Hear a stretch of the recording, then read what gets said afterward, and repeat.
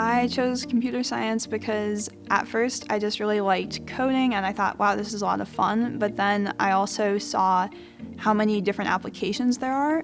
You know, you go in thinking, I'm just going to sit at a desk and code, but then you realize there's so many different applications of this field that can really help people, whether that's artificial intelligence or biomedical devices. There's just so many diverse ways to be creative.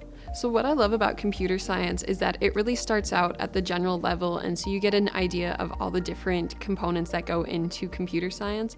And then once you get into the upper division, you get to choose a track and find what really speaks to you and makes you excited to do work. And so for me, that's been the security track, where I'm really excited about all the classes. I get to learn about how the computer systems work and how they're built to make them more secure.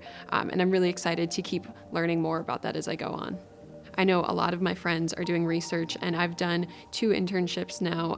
It was 2 years at the same company, and then this summer I'll be doing another one. And it's really great because here there's so many software companies just everywhere that you can really get your foot in even as a sophomore and get that opportunity to learn outside of the classroom.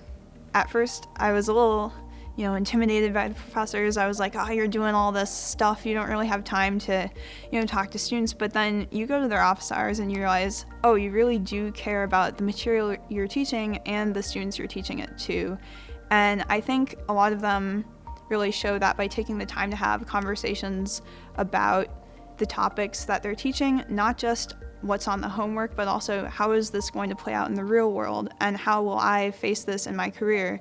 And I really appreciate the time they take to do that.